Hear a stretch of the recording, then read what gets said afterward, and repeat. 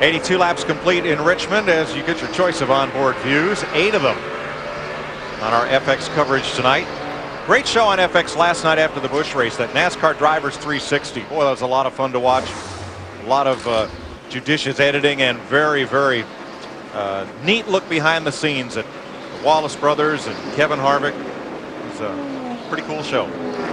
Tell you what, Brian Vickers in the 25 car there showing a lot of maturity as Kurt Busch in the 97 caught him. That was a battle for fourth, but Brian Vickers' motion, go to the bottom. I realize you caught me, so go by me. Let's don't race each other this early.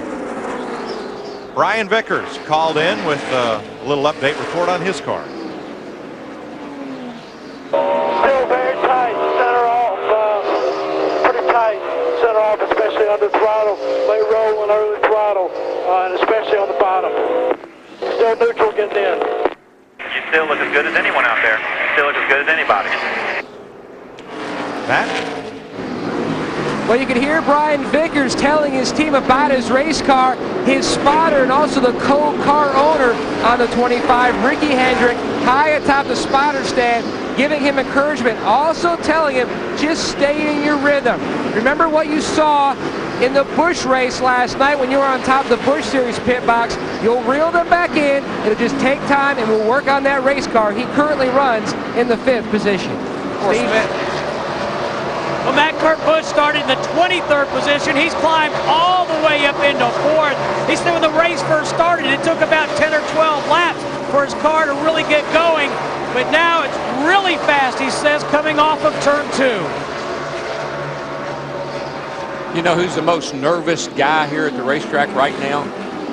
Can't imagine. The Goodyear tire engineer. Okay. Because this is the longest green flag run these guys have had on these tires on this track. And there's always that unknown about what's going to happen to the tires until you get a set off and look at them. Yeah, we're at lap 88 right now, and that means we're only about 20 to 30 laps from pit stops. But the crew chief for Brian Vickers, Peter Suspenzo, the challenge he has to make that thing turn from the center off, but he can't make it any freer getting in the corner, because you're in these corners, we've already seen that, at over 140 miles an hour. From the back of Dale Jr.'s car, what he's seeing is Kurt Busch looming large there in that battle for second place.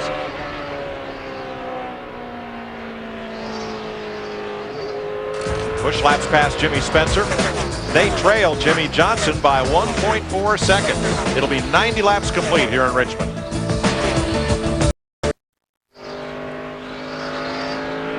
Welcome back to Richmond. This is what it looks like out there if you're a bug on the bumper. Jimmy Johnson now with just a 0.6 of a second lead as he and Kurt Busch are about to get after it for the front spot.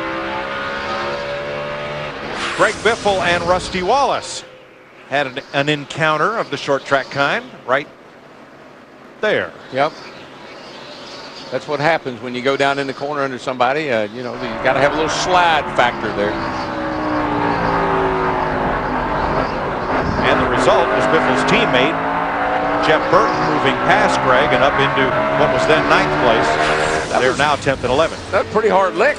You know, when we can hear it, that's pretty hard. Jeff Burton in that 99 car, he's sitting back here in 10th, but I tell you, we knew it wasn't going to be long. Kurt Busch in that 97 car, he has caught the leader, Jimmy Johnson. His car is so good on the bottom of the racetrack, especially in the middle of the corner. It just rolls through the middle. Kid can drive a short track, Larry. I mean, you know, watch him at Bristol, and I've seen him run really good at Martinsville, and here tonight, he's a good short track driver. See, he's just able to turn that car down. Trouble down there. Man.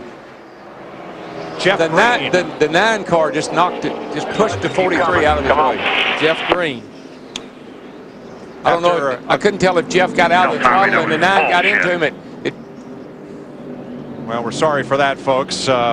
We picked up some live radio conversation and tempers flare. We apologize for that going over the air. But okay. Jeff Green had a great qualifying effort. He started 3rd, and he has pancaked the left side of that car up against the wall and goes straight to pit road.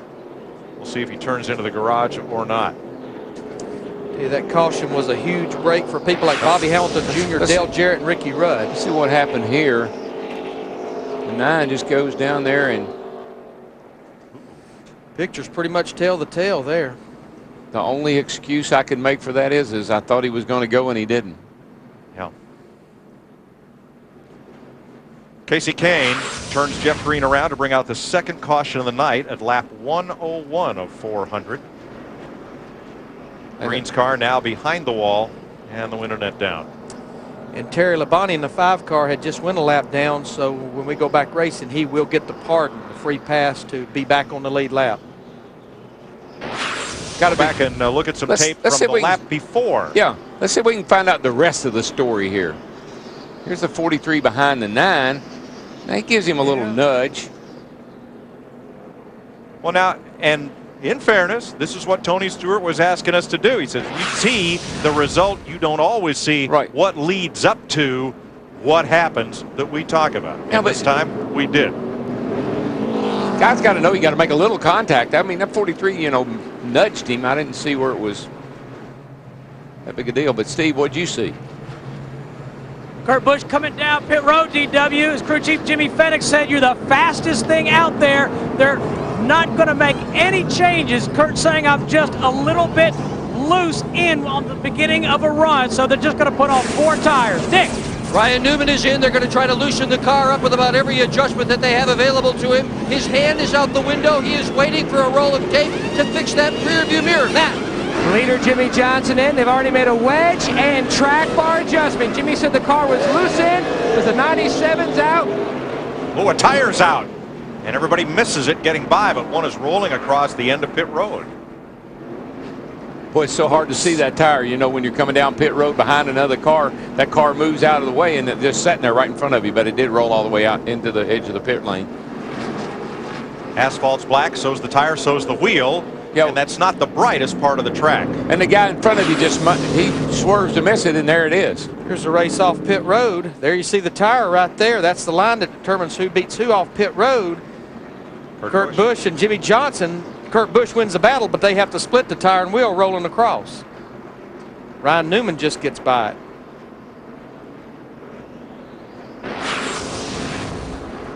Dick is with Jeff Green. Well, he just waved me off. He doesn't want to talk right now, Mike. He's had a tough time. Realized that the last race out in California, he qualified 3rd. Engine failed on him. Tonight, he qualified 3rd, and he has crashed out of the event. The errant tire was from our pole sitter, Brian Vickers. And we're under the second caution of the night. Casey Kane and Jeff Green get together. Green's car behind the wall.